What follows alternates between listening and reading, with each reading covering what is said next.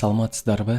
Бүгүнкү күбөлүк Теңирге жүрөк тийгенде аттуу күбөлүктөр жыйнагынан алынган. Өлүм өкүмүн күтүп, тор артында отурганына карабай, Ыйса менен эркиндикке ээ болгон замандашыбыздын башынан өткөн окуя менен тааныша аласыздар. Аны менен алгач Сергей Гуц деген бир тууганыбыз таанышкан. Анда эмесе ушул бир тууганыбыздын жыйнакка чыккан баяны менен тааныштырмакчыбыз.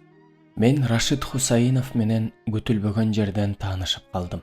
1993 жылы жаз айларында радиодо иштеген бир туугандар телефон чалышып, аларга Ульяновскта биринчи СИЗОдо өлүм өкүмүн күтүп отурган адам кат жазганын, ошол адамга тез арада жолугуумду суранышты. Изолятордун начальнигинин бөлмөсүндө полковник менен сүйлөшкөндөн кийин өлүм жазасына тартылгандар менен жолугуу оңой эмес экенин түшүндүм. Көптөгөн аракеттерден кийин гана жолугууга уруксат алдым. Начальник 6 калың папканы алдыма таштап, окуп чыгыңыз. Бүткөндөн кийин бул бузуку, шүмшүктөр менен жолугайын деген ниетиңиз калар бекен, көрөйүн деди. Бет маңдайынан тартылган ар кыл сүрөттөр, бармактын тактары, кылмыш кодексинин тизилген статьялары, 2 адамды өлтүргөн, 3 адамды өлтүргөн, мурун соттолгон жана башкалар. Арасынан башкалардан өзгөчөлөнгөн өтө эле калың папка көңүлүмдү бурду. Ачсам, 8 адамды өлтүргөн. Алардын ичинде бири кары адам. 11 сомун, күрмөсүн тартып алган. Мындан сырткары дагы 2 улгайып калган адамды өлтүргөн. Андан эч нерсе алган эмес. Жана башкалар. Кандай гана мыкаачылык деги. Мени менен тең экен. Олуту татар. Аты жөнүн карасам, так мен жолугууну каалаган Рашид Хусаинов экен. Оюмду начальниктин сөзү бөлүп жиберди. Эй, жолдош кызматчы, кандай дейсиз? Бул митаамдар менен жолугасызбы? Же оюңуздан кайттыңызбы? Жок, кайткан жокмун. Жолугам. Аларды эл кечирбесе да Кудай кечирет. Жана аларды өзгөртүп кое алат деп жооп бердим.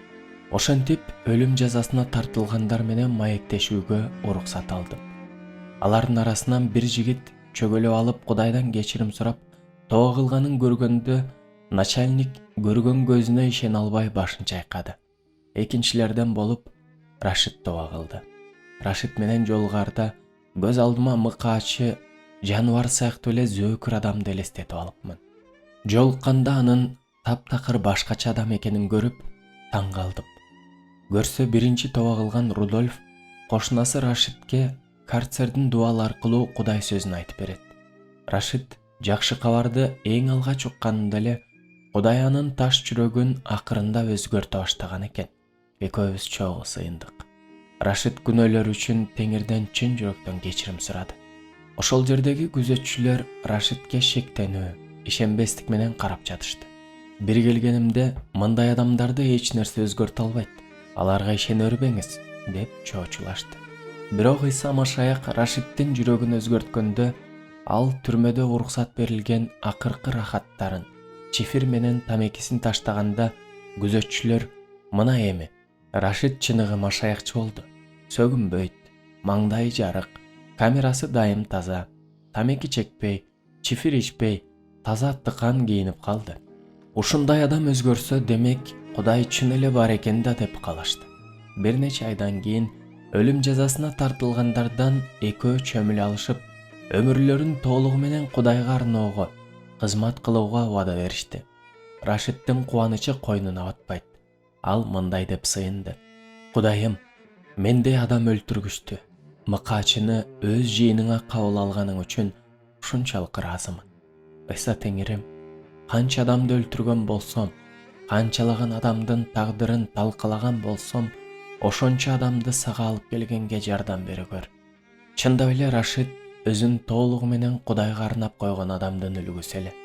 Ал жарым жылдын ичинде ыйык жазууну баштан аяк 10 жолу окуп чыгып, күнү түнү сыйынып, өлүм жазасына тартылгандарга Кудай тууралуу айтып берип, чогуу сыйынууга чакырып, ишенгендер менен бирге Кудай сөзүн окуй турган. Түнкүсүн темир эшиктердин калдырап ачылган жабылган үндөрү, камактагылардын, күзөтчүлөрдүн кыйкырыктары басылганда, алар Кудай сөзүн окушуп, Теңирге чөгөлөп сыйынып, чогулуш өткөрүшчү. Бирок алар бир бөлмөдө эмес. ар кимиси өз карцеринде дуал эшик аркылуу бири-бири менен байланышып чогулуш өткөрүшчү. 1 жылдан кийин Рашид аркылуу тоба кылган дагы экөө Лазар менен Валерий чөмүлө алышты. Рашидтин руханий дүйнөсү ушунчалык тездик менен өсүп жатты. Көбүнчө мен аны эмес, ал мени бекемдей турган ишенимде эле. Ал: Сергей, мен сен үчүн, үй бүлөң үчүн, кызматыңа жардам берген бир туугандар үчүн сыйынып жатам. Биз эмне бул жакта курсагыбыз ток, уктайбыз. Азгырык жок эсе. Мына силерде эркиндикте кайда барып азгырык, кыйынчылыктар. Биз силер үчүн күн-түн дебей сыйынып жатабыз. Кызмат кыл бир тууганым. Биз сени сыйынуубуз менен колдойбуз. Биздин кызматыбыз сыйынуу дейт. Рашид менен жолуккан сайын өзүмө көптөгөн жаңы нерселерди алчумун. Ал көп сүйлөчү. Бирок жөнү жок куру сөздөр эмес, салмактуу уга турган сөздөр эле. 1995 жылы Ыйса биздин тагдырыбыз деген китепти өз элинин тили татар тилине которууну сунуш кылдым. Ал дароо эле макул болду. Кудайдан акылмандуулук сурап, сыйынуунун жардамы менен 1996 жылы январда жарыма которулуп бүттү. Апрелде котормону толугу менен алдым. Рашид: Сергей, мыкты китеп экен. Татар тилинде эң сонун окулат. Кудай ушул китеп аркылуу көптөгөн жандарды куткарып аларына ишенем деген. Көп өтпөй Рашид Хусайновго ырайым кылынбайт деген кат алдым. Демек, Рашид жакында өлүм жазасына тартылат. Түрмөнүн начальниги бул чечимге муздак кайдыгер мамиле кылды. Эмнеси бар экен? Бир гана ок, бүттү. Жер үстү бир бет бакка азаят.